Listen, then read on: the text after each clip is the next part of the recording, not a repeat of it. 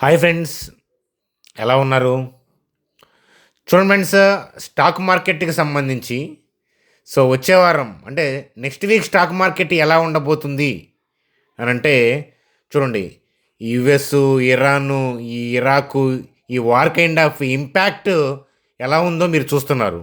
కానీ స్టాక్ మార్కెట్‌కి సంబంధించి మాత్రం నిఫ్టీ కీ లెవెల్‌లో ఉంది. మరి భారీ ర్యాలీ వచ్చే అవకాశాలున్నాయా? అది ఎలాగా? ఆ విషయాల గురించి ఈ వీడియోలో డిస్కస్ చేద్దాం. అలాగే ఏఐ వల్ల ఐటీ స్టాక్స్ డమేజ్ అంటూ ఉన్నాయి. వాటిలో భాగంగా న్యూజెన్ గురించి, టీసీఎస్ గురించి, హ్యాపీయెస్ట్ మైండ్స్ గురించి స్టడీ చేద్దాం, నేర్చుకుందాం. అలాగే బంధన్ బ్యాంక్ యొక్క మేనేజ్మెంట్ కామెంట్స్ ఏంటి, ఇత్యాది విషయాలు చూస్తూ నిఫ్టీ, బ్యాంక్ నిఫ్టీ యొక్క కథాగమనంతో వీడియోని సింపుల్గా ముగిద్దాం. చూడండి ఫ్రెండ్స్, వీడియోలోకి వెళ్ళే ముందు మన ఛానల్ వీడియోని లైక్ చేసుకుందాం. అలాగే ప్రతి ఒక్కళ్ళు షేర్ చేయండి అని చెప్పి చెప్తాను. కొత్త వాళ్ళు అయితే సబ్స్క్రైబ్ చేయండి అని చెప్పి చెప్తాను. గ్యాప్ ఇచ్చి చేస్తున్నాం కాబట్టి వీడియోస్ ఖచ్చితంగా ఏంటంటే వీడియోని షేర్ చేయండి. చూడండి sir, war kind of news updates మీకు ఆల్రెడీ వస్తున్నాయి, మీరు చూస్తున్నారు కదా. ఇజ్రాయిల్, ఇరాను, యూఎస్, ఓవరాల్గా ఏంటంటే దీని ఇంపాక్ట్ అనేది స్టాక్ మార్కెట్ మీద ఆల్రెడీ మనం చూస్తున్నాము. అయితే ఒక్కసారి నిఫ్టీ యొక్క చార్ట్ ఏంటి, ఆ లెవెల్ ఏంటి, మనం డిస్కస్ చేసిన లెవెల్ ఏంటి, అది ఎక్కడ ఉంది అనేది చూద్దాం పదండి. చూడండి స్క్రీన్ మీద నిఫ్టీ యొక్క చార్ట్ చూస్తున్నాము. ఇది మనం ఆల్రెడీ డిస్కస్ చేసుకుందే గ్యాప్ అప్. గ్యాప్ అప్ ఎందుకు వచ్చింది అని అంటే ట్రంప్ ఇండియా మీద భారీగా సుంకాలు తగ్గించారు. దాని తర్వాత మార్కెట్లో ఏంటంటే అనుకున్నట్లు, అంటే అప్పుడు వచ్చింది కానీ గ్యాప్ అప్, దాని తర్వాత అనుకున్నట్లు మార్కెట్లో లేదు. చెప్పాం కదా, న్యూస్ వచ్చిన తర్వాత ఏంటంటే న్యూస్ ఎప్పుడు కూడా డిస్కౌంట్ చేస్తుంది. హ్యూజ్ గ్యాప్ అప్ అంటే ఏంటంటే చూడండి, చాలాసార్లు ఎక్స్ప్లెయిన్ చేశాను. ఈ క్యాండిల్ నుంచి నెక్స్ట్ డే క్యాండిల్ హయ్యర్ లెవెల్లో ఓపెన్ అయ్యి డ్రాప్ అయింది. ఈ గ్యాప్ ఇంతలా ఉంది అని అంటే ఈ క్యాండిల్ యొక్క క్లోజింగ్ ఏరియా దగ్గరలో ఏంటంటే హెవీగా బై ఆర్డర్స్ ఉన్నాయి అని అర్థం అనమాట. ఈ ఏరియాలో హెవీగా బై ఆర్డర్స్ రిలీజ్ చేస్తేనే మార్కెట్ ఏంటంటే అంతలా హయ్యర్ లెవెల్లో ఓపెన్ అయ్యింది. అంతలా హయ్యర్ లెవెల్లో ఓపెన్ అయ్యి కూడా హయ్యర్ లెవెల్లోనే క్లోజ్ అయ్యింది అని అంటే ఈ ఏరియా మొత్తం కూడా ఏంటంటే స్ట్రాంగ్ బయర్స్ ఉన్నారు, కానీ ఆ ఏరియాలో సెల్లర్ నాట్ ఇంట్రెస్ట్ అనమాట. అయితే ఆ రోజు రిలీజ్ చేసిన ప్రీ మార్కెట్లో రిలీజ్ చేసిన బై ఆర్డర్స్ ఏంటంటే పెండింగ్లో ఉంటాయి అదనమాట. మార్కెట్ ఏంటంటే కాలగమనంలో ఏంటంటే ఆ న్యూస్ తర్వాత ఏంటంటే కొన్ని అన్సపోర్టెడ్ న్యూసెస్ వల్ల, అలాగే ట్రంప్ మళ్ళా సుంకాలు పెంచబోతున్నారు. ఆ పాయింట్ ఆఫ్ వ్యూలో వచ్చిన థింగు ట్రంప్, అలాగే యుఎస్ కోర్టుకు సంబంధించిన ఇష్యూస్ ఇవన్నీ మనం చూసాము. దానివల్ల ఏంటంటే కాస్త అనిశ్చితి. అలాగే అట్లాగే ఏంటంటే ఇప్పుడు మనకి ఈ war kind of US, Iran, Iraq, ఈ వార్ కైండ్ ఆఫ్ అప్డేట్స్ మీరు చూస్తున్నారు కదా. ఈ అప్డేట్స్తో ఏంటంటే మార్కెట్లో ఏంటంటే కాస్త మందగమనం. అలాగే ఏంటంటే లాస్ట్ వీడియోలో మనం డిస్కస్ చేసుకున్నాము, ఈ పర్టికులర్ జోన్లోకి నిఫ్టీ వస్తేనే ఈ ఏరియాలో స్ట్రాంగ్ బై ఆర్డర్స్ ఉన్నాయి కాబట్టి మార్కెట్ పాజిటివ్గా రియాక్ట్ అయ్యే అవకాశాలు ఉంటాయి అనేది మనం చూడాలని చెప్పాము. అందుకనే 25K బ్రేక్ అయితేనే అనే మనం వీడియో లాస్ట్ మనం డిస్కస్ చేసిన గుర్తుందా. మనం చేసింది 26th Feb అనమాట. దాని తర్వాత మళ్ళీ వీడియో చేయలేదు. కానీ హైయర్ లెవెల్లోనే ఉంది. మనం వీడియో చేసిన తర్వాత డ్రాప్ కూడా చూశారు. అంటే 25K డ్రాప్ అవుతుంది అని నా ఉద్దేశం కాదు. 25K కట్ అయితే బయర్ యాక్టివేట్ అయ్యే అవకాశాలు ఉంటాయి. మీరు తెలుసుకుంటున్నారు ట్రెడిషనల్ లాజిక్స్ ఏంటంటే 25,000 బ్రేక్ అయితే, 25,000 కట్ అయితే డౌన్ సైడు అప్పుడు నెగిటివ్ సెంటిమెంట్లోకి వెళ్తుంది మార్కెట్, ఇలా చూస్తారు. కానీ ఇక్కడ ఏంటంటే ఇనిషియేషన్స్ యొక్క ఆర్డర్స్ ఎక్కడ ఉన్నాయి అనేది మనం ఐడెంటిఫై చేస్తే 25,087, 24,569.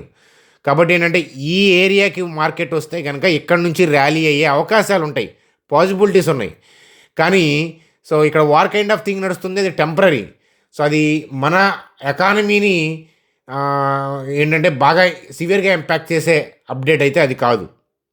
కానీ వార్ కైండ్ ఆఫ్ ఫియర్కి ఏంటంటే టెంపరీగా మార్కెట్ రియాక్ట్ అవుతుంది, అది ఆల్రెడీ మనం చూస్తున్నాము. మరికొంత కూడా రియాక్ట్ అవ్వచ్చు టెంపరీగా. కానీ ఈ పర్టికులర్ ఏరియాలో చాలా స్ట్రాంగ్ బై ఆర్డర్స్ ఉన్నాయి కాబట్టి టెంపరీ రిలీఫ్ ర్యాలీ అన్న ఇస్తుంది అట్లీస్ట్ అది. అయితే ఆ నెగిటివ్ కాస్త ఏంటంటే అది పాజిటివ్గా మార్కెట్కి కొన్నిసార్లు మారే అవకాశాలు కూడా ఉంటాయి. కానీ మనం ఏంటంటే ఇక్కడ థింగ్ మనం అబ్జర్వ్ చేయాల్సిందంటే ఈ ఏరియాలోకి మార్కెట్ వచ్చినాక అంటే నిఫ్టీ ఏరియాలో కదలాడుతున్నప్పుడు దాని దమ్మెంత ఉంది, ఈ ఏరియాలో బయింగ్ యొక్క దమ్మెంత ఉంది, అది మనం చూడాలి. అది ఈ ఆర్డర్లు ఎలా ఉంది, ఆ ఫ్లో ఎలా ఉంది అనేది మనం చూస్తే అది అక్కడ నుంచి పైకి వెళ్తుందా లేదా అనేది మనం చూడాలన్నమాట. సో ఏరియాలోకి వచ్చినప్పుడు మనం డైనమిక్గా అబ్జర్వ్ చేసి దాన్ని నిఫ్టీని స్టడీ చేసే ప్రయత్నం అనేది చేద్దాం. సో అట్లాగే ఏంటంటే ఇక్కడ నిఫ్టీకి బ్యాంక్ నిఫ్టీ మ్యాచ్ అవ్వట్లేదు. సో బ్యాంక్ నిఫ్టీ ఈ వీడియోలో బ్యాంక్ నిఫ్టీ గురించి చెప్పేదాకా వెయిట్ చేయండి. ఎందుకంటే నిఫ్టీలో మ్యాచ్ అవ్వాలి లెవెల్, బ్యాంక్ నిఫ్టీలో కూడా పెండింగ్ ఆర్డర్స్ ఎక్కడ ఉన్నాయో చూడాలన్నమాట. సో అది కూడా నేను చూపించే ప్రయత్నం అనేది చేస్తాను. ఒకసారి చూడండి. చూడండి, ఇప్పటిదాకా మనం చెప్పిన థింగ్ కాన్సెప్ట్ ఎంతో కొంత ఉపయోగపడుతుంది అనిపిస్తే కనుక సో వీడియోని లైక్ చేయండి. సో అట్లాగే మీలో ఎవరికైనా ట్రేడింగ్ డీమ్యాట్ అకౌంట్ లేకపోతే సో ఇక్కడ నేను జెరోదా ఏంజల్ 2 ఇచ్చాను చూడండి. సో 2 కూడా పర్ ట్రేడ్ 20 రూపీస్ మాత్రమే ఛార్జ్ చేస్తున్నారు. అలాగే మన మనీ కూడా సేఫ్ ఉంటాయి. సో యూజర్ ఇంటర్ఫేస్ బాగుంటుంది, మీకు నచ్చుతుంది. సో ఇవి పడితే అక్కడ నేను ప్లేస్ చేయను కదా, సో మీకు తెలుసు. కాబట్టి మన లింక్స్ ద్వారా అకౌంట్ ఓపెన్ చేస్తే కనుక మీరు క్రియేట్ చేసిన ఐడిని మా టీం నెంబర్కి వాట్సాప్ చేయండి అని చెప్పి చెప్తాను. చూడండి సార్, బంధన్ బ్యాంక్ గురించి. సో బంధన్ బ్యాంక్ మేనేజ్మెంట్ మాట్లాడుతున్నారు. సో క్రెడిట్ కాస్ట్ అనేది expected to improve sequentially to 1.7 by financial year 27 end అని చెప్తున్నారు. అలాగే సో ఇక్కడ ఎన్ఐఎం ఎక్స్పాన్షన్ గురించి మాట్లాడారు, దాని గురించి కాన్ఫిడెంట్గా ఉన్నారు, అదొక పాజిటివ్ ఫ్యాక్టర్ అని చెప్పొచ్చు. Return on assets targeting 1.6 to 1.7% అని చెప్తున్నారు. సో కాబట్టి సో అలాగే మోర్ రెసిలెంట్ బ్యాలెన్స్ షీట్ అని. సో అయితే ఆ ఇష్యూస్ని క్లియర్ చేసుకొని వీళ్ళు చెప్పిన థింగ్స్ కనుక ఇలా వాళ్ళు ఎగ్జిక్యూట్ చేయగలిగితే కనుక స్టాక్ ఎక్కడికో వెళ్తుంది. కానీ అది ఎగ్జిక్యూట్ చేస్తుందా లేదా అనేది వాళ్ళు కమింగ్ 3 క్వార్టర్స్కి సంబంధించిన గైడ్లైన్స్ అయితే ఇచ్చారు కదా. సో అయితే ఏంటంటే సో మనం ఈచ్ క్వార్టర్ అబ్జర్వ్ చేస్తా వాళ్ళు చెప్తున్న మాటల్ని ఎగ్జిక్యూట్ చేస్తున్నారా లేదా అది చూసుకోవాలి. సో ఇన్వెస్టర్ ఎప్పుడు కూడా ఏంటంటే ఇన్వెస్ట్మెంట్ మీరు చేద్దామనుకున్నా చేసున్నా ఎప్పుడు కూడా మేనేజ్మెంట్ ఇంటర్వ్యూస్ చాలా ఇంపార్టెంట్. అలాగే వాళ్ళు ఇచ్చిన గైడ్లైన్స్లు ఈచ్ క్వార్టర్స్లో రిఫ్లెక్షన్ అనేది ఎంతవరకు ఉంది అనేది కూడా మీరు చూసుకుంటే ఏంటంటే ఎవరి మాటలను నమ్మాలి, ఎవరిని నమ్మకూడదు అనేది మీకు తెలుస్తుందన్నమాట. అది కదా. కాబట్టి కామెంట్స్ అయితే గట్టిగానే చేశారు. సో మరి బంధన్ బ్యాంక్తో మీ అనుబంధం కొనసాగుతుందా లేదా అనేది మీ ఫైనాన్షియల్ అడ్వైజర్ని కలవమని చెప్తాను. చూడండి సార్, హ్యాపీయెస్ట్ మైండ్స్ యొక్క స్టాక్ యొక్క డేటాని స్టడీ చేద్దాం. సో ఫండాస్ చూద్దాం. చూడండి, ఏఐ వల్ల ఏంటంటే ఐటీ ప్యాక్ మొత్తం కూడా కుప్పకొలుతున్నాయి. గుర్తుపెట్టుకోండి ఫ్రెండ్స్, ఏదైనా సరే ఒక రూమర్ వల్ల కానీ ఒక థింగ్ వల్ల కానీ ఫండాస్ ఎఫెక్ట్ అవ్వకుండా సో అలా న్యూస్ వల్ల ఏంటంటే ఆ సెక్టార్లో ఉన్న స్టాక్స్ అన్నీ ఒకేసారి ఏంటంటే అలా పడిపోతూ ఉన్నాయి అనుకోండి. సో అలా పడిపోతూ ఉంటే మూకుమ్మడిగా మళ్ళీ ఏంటంటే లేటర్ వాటి టైం వచ్చినప్పుడు రికవర్ కూడా వస్తాయి. ఇండివిజువల్గా స్టాక్స్లో ఏదైనా ప్రాబ్లం ఉందా అంటే లేదు. ఎందుకని ఐటీ స్టాక్స్ పడిపోతున్నాయి అని అంటే ఏఐ వల్ల ఫియర్. కానీ ఏంటంటే కంపెనీస్ కూడా దానికి తగ్గట్టుగానే అప్డేట్ అవుతాయి, ఏఐని వాడటం స్టార్ట్ చేస్తారు. అట్లాగే ఏంటంటే మనుషుల్ని అవసరం లేకపోతే వాళ్ళు తగ్గించుకుంటూ ఉంటారు, కాస్ట్ కటింగ్ చేసుకుంటూ ఉంటుంది ఏ కంపెనీ అయినా. సో అయితే వాళ్ళు పరిస్థితులకు తగ్గట్టుగా ఏ కంపెనీస్ వెళ్తున్నాయి, వాళ్ళ ప్లాన్స్ ఎటువైపు ఉన్నాయి, వాళ్ళు బిజినెస్ ఎక్స్పాన్షన్ పాయింట్ ఆఫ్ వ్యూలో వాళ్ళు ఇప్పుడు టెక్నాలజీకి తగ్గట్టుగా ఎవరు స్టెప్స్ చేస్తున్నారు అవి చూసుకుంటూ ఉండటం అనేది ఇంపార్టెంట్. మూకుమ్మడిగా ఫియర్ వల్ల గ్రూప్లో సెక్టార్లో ఉన్న స్టాక్స్ అన్నీ కూడా పడిపోవడం అనేది అదృష్టం అనమాట. ఎవరైనా ఇన్వెస్ట్మెంట్ పాయింట్ ఆఫ్ వ్యూలో స్టడీ చేయాలి, చూడాలనుకునే వాళ్ళకి అవకాశంగా చెప్తాను. ఇండివిజువల్గా కంపెనీ ఫండాస్లో ప్రాబ్లం ఉన్నప్పుడు అప్పుడు మనం దాని గురించి సరిగ్గా థింక్ చేయకూడదు. కానీ మూకుమ్మడిగా అన్నీ పడిపోయినప్పుడు ఏంటంటే మీరు థింక్ చేసుకోవచ్చు.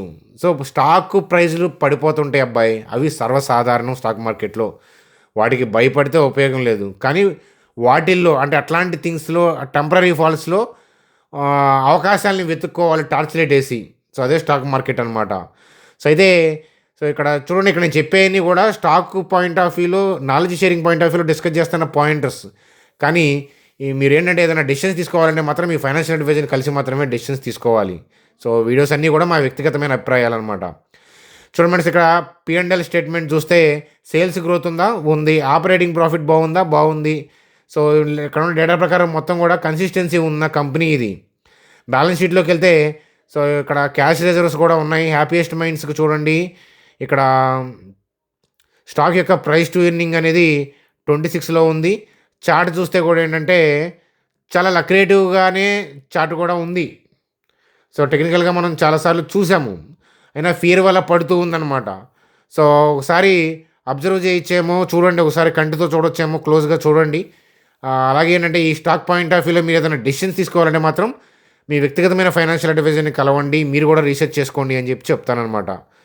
సో అది హ్యాపీయెస్ట్ మైండ్స్ పాయింట్ ఆఫ్ వ్యూలో మనం స్టాక్ ప్రైస్ పడిందే కానీ ఓవరాల్గా ఏంటంటే గ్రోత్ ఆస్పెక్ట్లో వాళ్ళకి మంచి గైడ్లైన్స్లు ఇస్తూ గ్రో అవుతున్న కంపెనీ అనమాట. సో మడివాలా టోటల్ దగ్గర ఉంటుంది, మీకు బెంగళూరులో మీకు కనిపిస్తుంది అనమాట ఈ కంపెనీ, మీకు తెలుసు కదా. చూడండి సార్, అలాగే హ్యాపీయెస్ట్ మైండ్స్ యొక్క చార్ట్ని నెక్స్ట్ వీడియోలో నేను మనం ఎప్పుడైతే నెక్స్ట్ వీడియో చేస్తామో అప్పుడు వీడియోలో నేను హ్యాపీయెస్ట్ మైండ్స్ యొక్క చార్ట్ని కూడా వాటి యొక్క లెవెల్స్ ఏంటి, ఎలా ఉంది టెక్నికల్గా అనేది కూడా చూపిస్తానమాట. సో ఎవరైతే సబ్స్క్రైబర్స్ ఉన్నారో వాళ్ళు అలర్ట్గా రెడీగా ఉండండి అని చెప్పి చెప్తాను. చూడండి సార్, అలాగే న్యూస్ అండ్ సాఫ్ట్వేర్కి సంబంధించి చూడండి, సేల్స్ డేటా బాగుందా, గ్రో ఉంది. అలాగే వీళ్ళ బిజినెస్ మోడల్ ఏంటంటే సబ్స్క్రిప్షన్ బిజినెస్ మోడల్. ఇలాంటి కంపెనీలు ఏంటంటే తొందరగా డిఫాల్ట్ అవ్వు, బ్యాంక్రప్ట్ అవ్వు, ఎందుకని ముందు పే చేస్తేనే వాళ్ళ సర్వీస్ ఇస్తారు మీకు. అదనమాట వాళ్ళ సాఫ్ట్వేర్ వాడాలంటే. ఇప్పుడు క్యాస్ప్రెస్కి యాంటీవైరస్ ఉంది, ఆ డంప్ మనం తెచ్చుకోవాలి, ఆ కీ కొనుక్కొని మన ల్యాప్టాప్లో వేసుకోవాలి, ముందు డబ్బులు కడితేనే వాళ్ళు కీ ఇస్తారు. అలాగేంటంటే సబ్స్క్రిప్షన్ బేస్డ్ బిజినెస్ మోడల్. అలాగే గార్టనర్ రివ్యూలో వీళ్ళ ప్రొడక్ట్స్ చాలా ఫేమస్. అలాగే మంచి గ్రోత్ పాయింట్ ఆఫ్ వ్యూలో స్కోప్ ఉన్న కంపెనీ ఇది. చాలా లోయర్ లెవెల్స్లో ఉన్నప్పుడే గ్రోత్ పాయింట్ ఆఫ్ వ్యూలో వీళ్ళు ఎమర్జ్ అవ్వకముందే మనం ఈ స్టాక్ని ఐడెంటిఫై చేసాము, మీ అందరికీ తెలుసు కదా. అయితే ఏంటంటే ఫర్దర్గా ఏదైనా డెసిషన్స్ తీసుకోవాలి అని అంటే మీరు మీ ఫైనాన్షియల్ అడ్వైజర్ని కలవాలి. సో ఇక్కడంతా కూడా అయితే కనుక థింగ్స్ అంతా కూడా బాగున్నాయి. స్టాక్ యొక్క ప్రైస్ టు ఎర్నింగ్ 22లో ఉంది. ప్రైస్ టు ఎర్నింగ్ అంటే ఏంటంటే స్టాక్ 1 రూపీ ఎర్న్ చేస్తూ ఉంది అని అంటే ఇక్కడేమో 22లో నడుస్తూ ఉందన్నమాట. అంటే 1 రూపీలో నడుస్తూ ఉంటే 1 రూపీకి అమ్మరు కదా, గుడ్ విల్ ఉంటుంది కదా, అదనమాట ప్రైస్ టు ఎర్నింగ్. 22లో ఉందంటే రీజనబుల్గా ఉంది అని మనం చెప్పచ్చు అనమాట. చాలా కంపెనీలు అంటే 70-80 అలా కూడా ఉంటాయి. క్రేజ్ని బట్టి ఆ స్టాక్స్ యొక్క ప్రైస్ టు ఎర్నింగ్స్ అనేవి మారిపోతూ ఉంటుంది, ఆ రేషియో అనేది మారిపోతూ ఉంటుంది. చూడండి సార్, టీసీఎస్ యొక్క చార్టు. సో మంత్లీ చార్ట్లో ఏంటంటే సో చాలా హ్యూజ్ డిస్కౌంట్లో నడుస్తూ ఉంది టీసీఎస్ కూడా. ఈ 25,000 22,071 నుంచి టర్న్ అయ్యే పాసిబిలిటీస్ కూడా ఉన్నాయి. కాబట్టి చాలా జాగ్రత్తగా ఒకసారి అబ్జర్వ్ చేయండి. టీసీఎస్లో ఇంతలాంటి ఫాల్స్ ఏంటంటే అస్తమానం రావు, ఒకసారి చూడండి అని చెప్పి చెప్తాను. మీ ఫైనాన్షియల్ అడ్వైజర్ని ఒకసారి కలవండి అని చెప్పి చెప్తాను. చూడండి sir, bank Nifty point of వ్యూలో నిఫ్టీలో ఎలాగైతే గ్యాప్ అప్ ఉందో బ్యాంక్ నిఫ్టీలో కూడా గ్యాప్ అప్ ఉంది. కానీ సో రీసెంట్ నిఫ్టీకి ఫాల్కి ఏంటంటే మెయిన్ కారణం అయితే కనుక ఐటీ స్టాక్స్ కదా, ఐటీ ప్యాక్. సో కానీ బ్యాంక్ నిఫ్టీలో లెవెల్ ఎలా ఉంది, సో నిఫ్టీలో ఎలాగైతే ఈ గ్యాప్లోకి దగ్గరకు వచ్చిందో బ్యాంక్ నిఫ్టీలో కూడా ఇలా దగ్గరకు వస్తే ఏంటంటే ఛాన్సెస్ హై ఉంటాయి అన్నమాట, ర్యాలీ అయ్యే అవకాశం. ఎందుకని నిఫ్టీలో హెవీ వెయిటెడ్ సెక్టర్ ఏంటంటే బ్యాంక్ నిఫ్టీ. సో కానీ బ్యాంక్ నిఫ్టీ మ్యాచ్ అవ్వకపోయినా కూడా నిఫ్టీ ర్యాలీ అవ్వకూడదనే రూల్ ఏం లేదు, ఎందుకంటే నిఫ్టీలో అన్ని సెక్టర్లు ఉంటాయి కాబట్టి. సో ఇలాంటి కాంటెక్స్ట్లో ఏంటంటే సో మార్కెట్లో ఇక్కడ వార్ కైండ్ ఆఫ్ థింగ్ ఉంది, పాజిటివ్ థింగ్స్ ఏం లేదు. కాబట్టి బ్యాంక్ నిఫ్టీలో కూడా ఏదైనా డిప్ వస్తే ఈ లెవెల్ దాకా వచ్చే పాసిబిలిటీస్ని మనం ఒకసారి చూస్తూనే ఇది రాకుండానే నిఫ్టీ పైకి వెళ్ళే అవకాశాలు ఉంటాయి. కాబట్టి ఆ పాసిబిలిటీని కూడా మనం డైనమిక్గా చెక్ చేయాలి, అవి రన్నింగ్లో చూడాల్సి వస్తుంది. అంతేగాని స్టాటిక్గా ఇక్కడ నుంచి అలా వెళ్తుంది, నెక్స్ట్ వీక్ అలా వెళ్తుంది, అట్లాంటి మీరు పీఈసీ పాయింట్ ఆఫ్ వ్యూలో ఏదైనా ట్రేడ్ చేసుకొని మీరు ఏదైనా ఎక్కడైనా సరే మీరు ఇండియా మొత్తంలో ఎంత పెద్ద హిందీ ఛానల్ అయినా ఎంత పెద్ద ఇంగ్లీష్ ఛానల్ అయినా సరే మీరు అడ్వాన్స్గా పాయింట్ ఆఫ్ వ్యూలో వచ్చే వారం అక్కడికి వెళ్తుందని అలాంటి అనాలిసిస్లు చూసి కనుక మీరు కనుక సిఈపీఈలు తీసుకుంటే మాత్రం చాలా నష్టపోతారు స్టాక్ మార్కెట్లో. సో మన లైఫ్ లాంటిదే, లైఫ్ మన మిస్టరీ కదా. So tomorrow is always mystery, ఇంకా చెప్పా కదా చాలాసార్లు, always be in the present. So కాబట్టి మూమెంట్స్ ఎట్లయినా మారచ్చు, కాబట్టి డైనమిక్గా మనం అబ్జర్వ్ చేసుకుంటాం, మార్కెట్ని అతుక్కొని వాచ్ చేస్తూ ఉండాలి అని చెప్పి చెప్తాను. సో అది ఫ్రెండ్స్ మనకి ఈరోజు వీడియో. సో మ్యాచ్ చూస్తూ ఉండుంటారు కదా, సో ఇండియా బ్యాటింగ్ కూడా స్టార్ట్ అయ్యే ఉంటుంది. నేను సో ఇది ఎడిటింగ్ చేసుకుంటూ ఆ పని చూస్తానన్నమాట. సో అది ఫ్రెండ్స్, మరి బాయ్, గుడ్ డే.